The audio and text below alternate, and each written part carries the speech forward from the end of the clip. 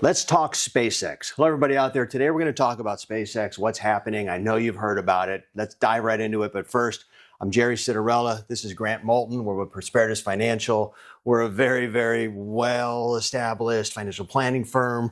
We have over almost 50 years of experience between us. We're qualified to do this. We had an analyst put some stuff together. There's your disclaimers. There's the qualifications we have. Let's talk SpaceX because I know everybody's talking about it. It is literally one of the most talked about stocks, IPOs probably in history. Well, not literally. It is 100%. Yeah. We're getting clients that are calling us. Here's the scary part. The clients that are calling us and people that are talking to us, would you agree they have no clue what they're doing? 100%. They have no clue why they're buying it. 100%. They have no clue how to buy it. They're just buying it because they heard. I actually had someone call me about a week ago and say, hey, have you heard that company SpaceX is going public? Yes, it is potentially the biggest one ever. So because there's a lot of misconceptions and we believe that there's some concerns, we put this together just to analyze it as an IPO, as a company. We're going to give our opinions, okay, 100%. Let me go to that page. Presentation is for informational and educational purposes only. I'm not going to read the whole thing. Please pause on this, read it 10 times. This doesn't constitute investment advice. We're just giving our opinions. And I will tell you, we were looking for issues. Sure. So this isn't us trying to find a reason to invest in it. This is more skewed towards us looking for concerns and issues. So realistically, maybe this will seem a little bit negative, but when you start looking into the reasons why to buy it, there's honestly probably more negative than positive. So jumping ahead a little bit. So let's dive into it. And if you have any questions or comments, put them in whatever social media platform you're seeing this on. We'll be happy to answer more stuff. But again, consult your own advisors before you make any decisions. We're just going to provide you some information you may not have otherwise. So here we go. These are some big words, a lot of data. We're not going to go through all of it. But let me start with this. 93 times revenue, 265 times EBITDA. Now, revenue is what a company makes in simple forms. EBITDA is basically their profit before a whole bunch of other stuff is taken out of it. Let's just talk about these numbers. If I had a company, let's say I sold these, whatever this is. If I were to sell one of these to every single person in the world, let's use a pen. If I had a pen company and I were to sell one pen to everybody in the world that wrote, right, I would have a complete domination of the entire market. Now, in simple terms, the pricing of the SpaceX stock that we believe it's going to come out at and probably jump to is kind of almost like the equivalent of saying SpaceX and the affiliated companies are going to capture the entire market share of the world minus China and Russia. That's kind of taken out of these numbers. So that's the simple version of it. But 265 times, 93 times. Let's look at some other related companies. Palantir, which is a high-flying AI tech stock, it's about 67 times, which is huge. When we looked at it as a company initially, we said, we can't buy that company. So at 93 times, let me explain how that works simply again.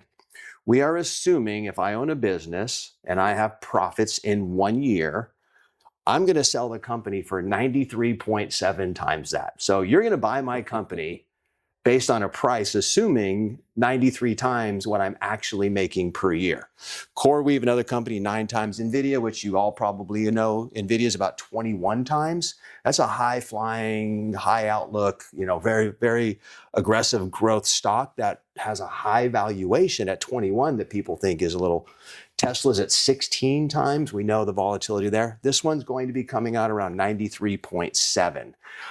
It goes through SpaceX, connectivity, active, and a bunch of other stuff. But really, one of the concerns here that I want to point to is, why does everybody want to buy this? It's a rocket company. Let's invest in a company that sends rockets. Now, we all know there's other companies a part of it, but a lot of people are interested in the rocket side of it.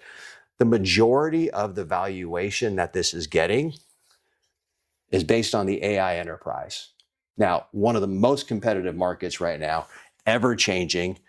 They're doing okay in it, I guess we could say, but do they really have a foothold? And if we're looking at so much of the enterprise being used to value this company, is that reasonable?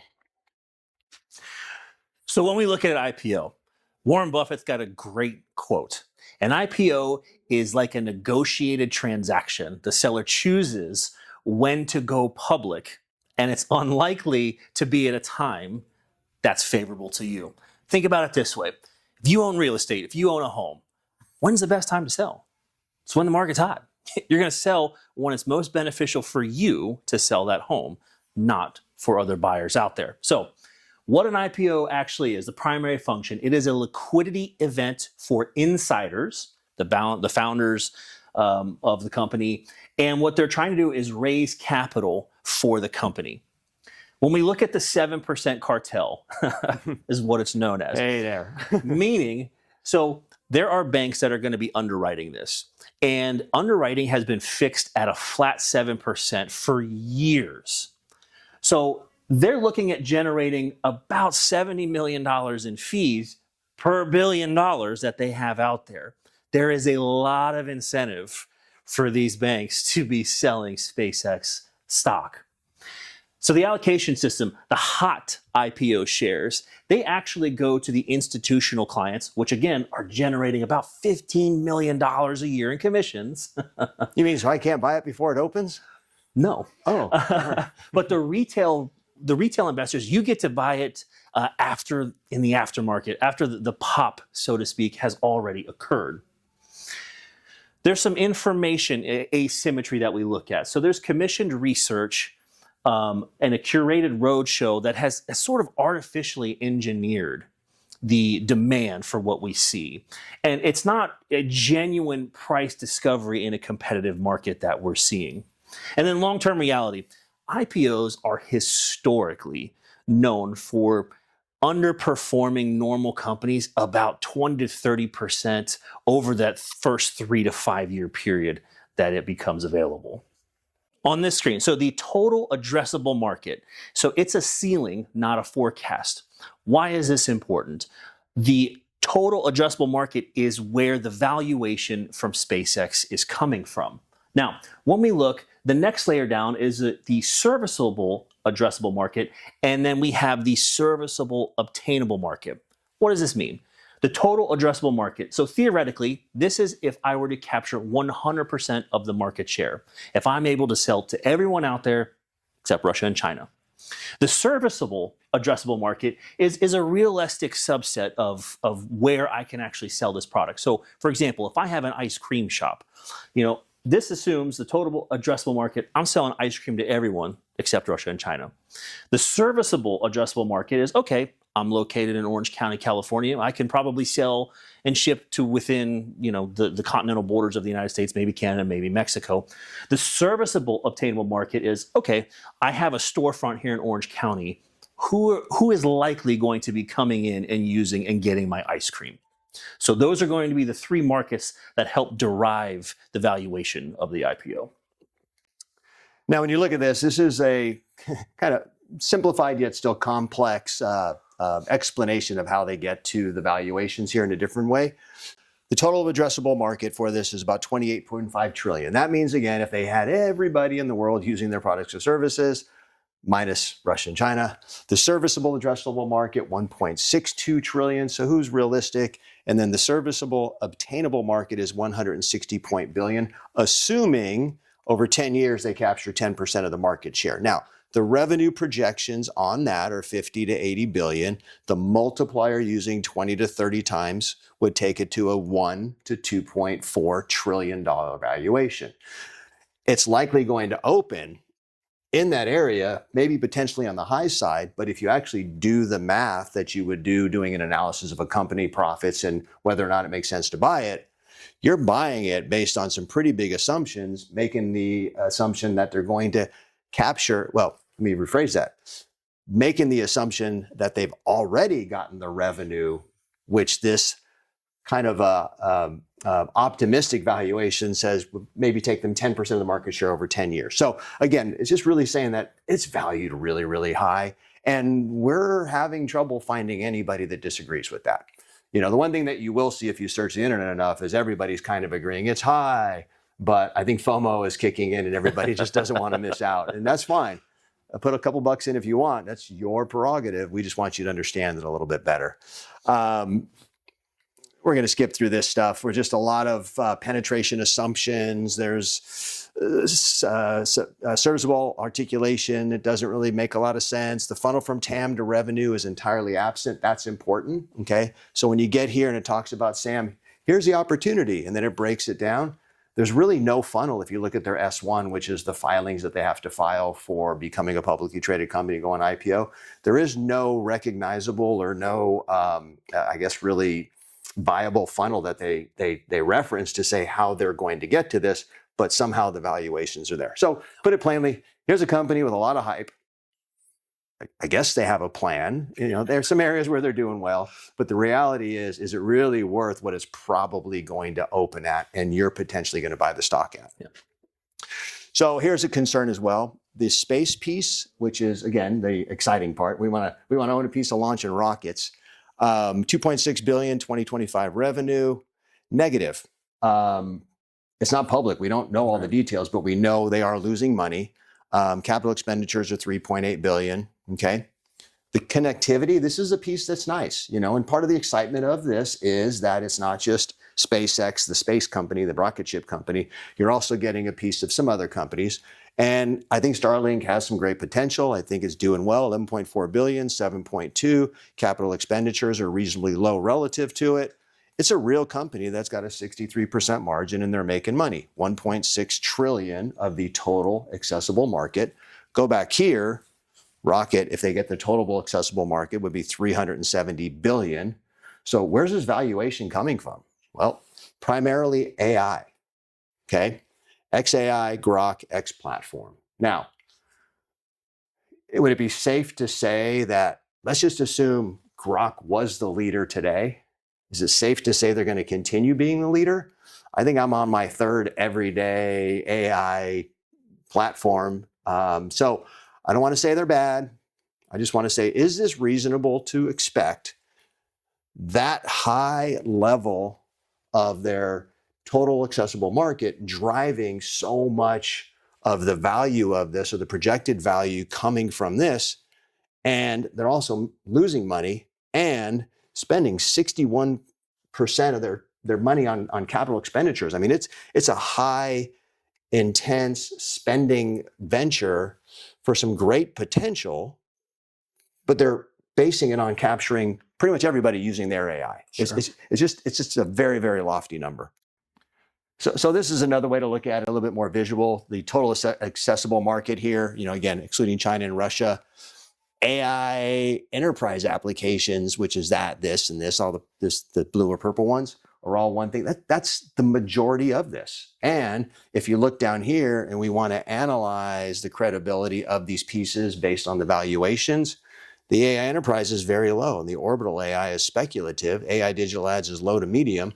Space and launch high, Starlink brought high. But as you start to go down the list of probable realistic valuations, unfortunately, those become either very low probability and in fact speculative for the biggest piece of the pie, which is driving the majority of the price.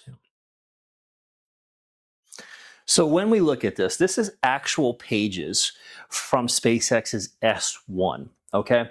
Now, when we look at the infrastructure, total accessible, addressable market, they actually had a pretty good formula. Hey, we know how we got this addressable market based from this formula here. What we've seen from the enterprise application total addressable market, it was done by a third party, the Digital Cooperation Organization. And this figure does represent the entire global digital economy here.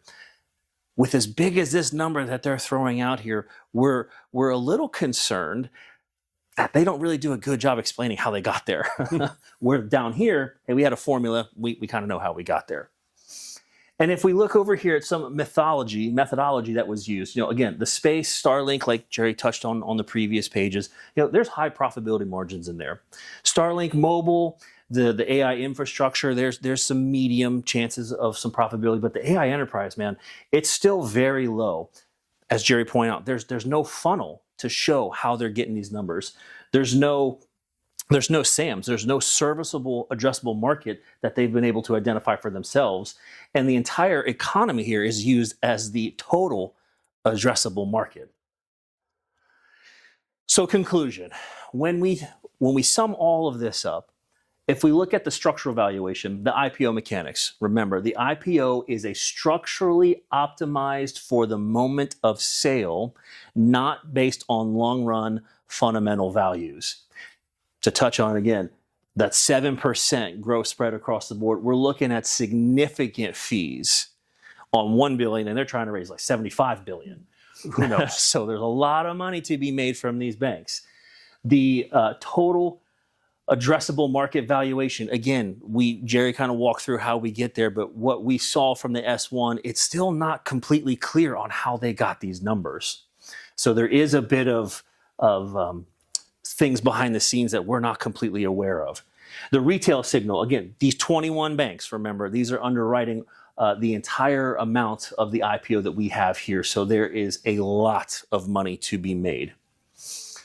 Questionable AI total assessable market figure. So the category error here. So the DCO, the Digital Cooperation Organization's projection of the entire global digital economy, not a subset of what they think SpaceX is able to capture.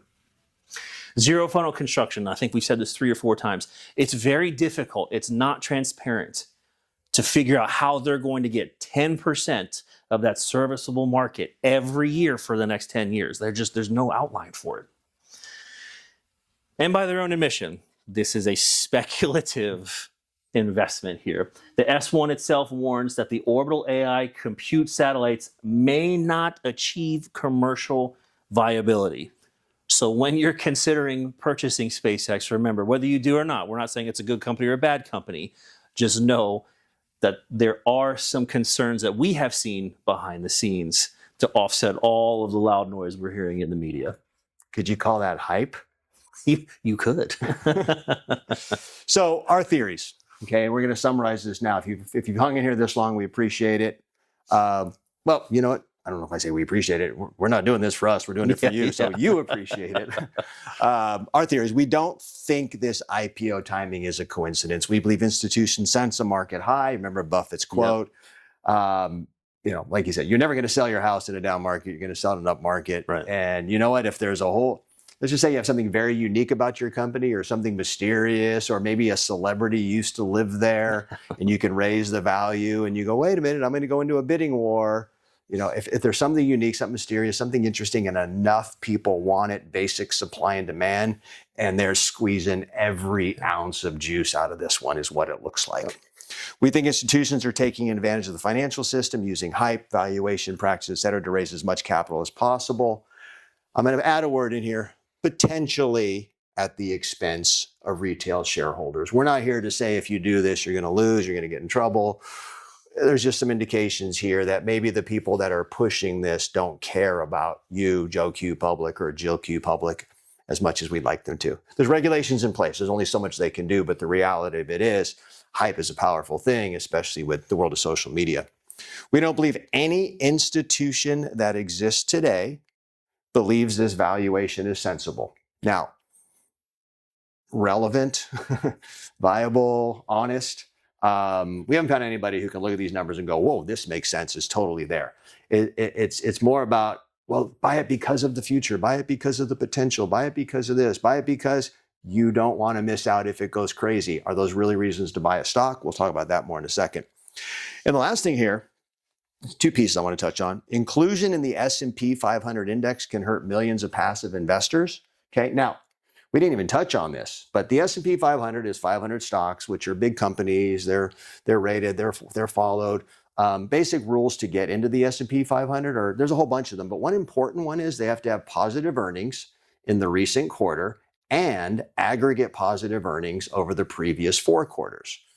There's talk of them getting into the S&P through an exception, I guess. Within weeks or something. Within weeks, yeah. 2, 3, 4 weeks. Which means they don't have to show any positive earnings. They don't have to do anything. And when they include it in the S&P 500, it's still going to be right in the middle of the IPO volatility. Mm-hmm. So what that means is if you have an index fund, whether it be at Fidelity or Vanguard or any of the companies, and you have it anywhere it is, whether it's in your 401k, which 401ks is the biggest chunk of money in existence, and index funds are the biggest chunk of investments in those, you, whether you like it or not, are going to own SpaceX, most likely, and it's probably going to be about a 2% share of the S&P 500 based on the valuation. Now, these numbers will not be accurate. They're estimates. Right. But basically what it means is whether you like it or not, if you're in the S&P 500, you're about to own some SpaceX. What does that also mean? It means when all of these index funds buy it, the price could spike. And then there's another piece which I'll talk about. And then once it settles in, we don't know what the price will do. But there's another piece which we didn't mention here. There's a lot of people that own this stock already. Yep. Okay, whether it be original investors, venture capital firms, and they own it already. And at some point in the not too distant future, they're going to have the opportunity to sell it. Okay, now there's restricted periods, lockup periods. Normally, those are visible. They're not. Under these circumstances, they've been redacted, they've been erased, they've been something. So we don't even really know. Maybe they're out there and someone else does. If you know those, send them to us. And maybe they were there and we missed them and didn't record them. But right now, if you look around, you can't figure that out. What does that mean? Let's just say there's 25% of the shares total outstanding or that are outstanding that are owned by insiders that got into the company before it went public. And all of a sudden, this thing goes crazy and goes up 150%. If they have the opportunity to sell it, do you think they will? I would. or a bunch of it. And what happens if all of a sudden 25 or 15 or 10% of the shares sell? Then we have this downward turn, most likely. So I think between everything we told you, normal IPO volatility, unfortunately, the way many retail investors do it, which is, I'm just going to say this, this is not advice. Most retail investors go, I want some of it, and they put in an order, a market order. And that means you're going to get the stock for whatever price you fall into line. Mm-hmm. Go back to Grant's ice cream shop.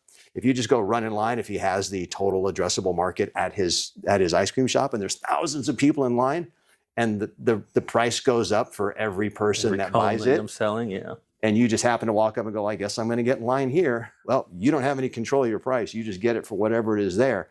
And if there's a whole bunch of people in line behind you, he's going to keep raising the price. Now, here's the problem. When you buy it, you don't know if all those people behind you go, I really don't want ice cream for that much. Yeah. I don't think I want to pay that for it. What happens if they get out of line? Now, all of a sudden, the price starts dropping and you can't sell your ice cream on the secondary market. Right. So it's a concern with these, and the volatility can go up and down, and there's a whole bunch of other stuff and some strategies. But just understand it. If you're going to buy it, the only piece of advice I will give you is have a plan, have a price, try to lock that in, and don't just go into it willy-nilly, and do some strategic planning around it. That's all I'm going to say. We're happy to help anybody with that needs to help. And the last thing here, real world example. Yeah, so stock splits are something that people think is something different than it is. Oh, stock splits are great. The price goes up because it's cheap. All it is if I have 4 quarters or $1, they're both worth the same. 4 quarters is lower price. It seems like you own 4 times the shares. You do, but it's the same value, blah, blah, blah. IPOs have this perception. If I could just get it early, it's going to take off. But what's your holding time? What's it look like doing that? And can you handle the volatility in it? So what this is this is a 1-year history of some of the most anticipated IPOs after going public. Okay. Now, lots of black, lots of red, 1 week, 1 month, 3 months, 6 months, 12 months. I'm gonna point something out here. Every one of these companies, now it doesn't mean every IPO, these are just some of the most anticipated in very recent times or recent times. Every single one of these, Facebook, Twitter, Alibaba, Shopify, Snap, Dropbox, Spotify, Lyft, Zoom, Pinterest, Uber, blah, blah, blah, blah, at one point had a dramatic drawdown, meaning it was below the offering price, 54, 58, 49, 66, a lot of money. At some point, this was down. What do you do with that? Now, after 12 months, there's some red, there's some white, so we're not saying the outcome, but what you have to understand is the volatility. And let me just point one thing out here. Facebook, which was highly anticipated, and looking back, had you bought it kind of almost at any time at this point and held it, you would have done great. Yeah. But a lot of people got into it, and then 1 week it was down 17, 1 month down 18, 3 months down 45, 6 months down 42, 12 months down 31, and at one point it was down 54%. Would you have stuck in there? Can you handle that kind of volatility? And here's a very different story. Zoom, while it did extremely well and ended up in every period, at one point it was also down 40%. So this is a story of volatility. Okay. We don't know what this company is going to do, right? That's right. My crystal ball doesn't work. Yeah, our analysts made this up for us, and we've gone through it, and we just tried to say, hey, give us a reason to buy this based on actual data. Yeah. It's not there. We know there's going to be a lot of volatility. We know there's going to be a lot of fluctuations. And unfortunately, we know most retail investors don't know what to do with that. Yep. So play the game any way you'd like to. We just wanted you to have some information that hopefully you can use to help support what you're thinking or make a decision one way or the other. Don't make a decision based on what we said. Here's our disclaimer again. We make no representations or warranties to the accuracy, completeness. This is our information that we found. You should not rely on this content as a basis for any investment decision, but we do wish you luck if you get involved. That's what we do. We're not saying whether we are, whether we're not. We're not saying you should or shouldn't. All I want you to know is it's probably going to be an extremely volatile ride. There's going to be some ups and downs. I can at least say that pretty confidently. Yeah, buckle up. We don't know how it plays out short term. We don't know how it plays out long term. We believe we know what it's going to look like getting there. And we have some concerns for people who truly, truly don't understand it. So hopefully this helped. Anything you want to close with? No, again, thank you guys for the time. We're happy to help if you guys have any questions. Yeah, reach out. Grant, Jerry, Prosperitas Financial. We're out here in our Irvine office, and we're happy to help you with any financial planning or investment related information. And if we talk to you, we don't have as big a disclaimer because we know your personal situation, your risk tolerance, and we can actually give you specific advice. So reach out if you'd like to talk. Yes. Thanks a lot. Thank you.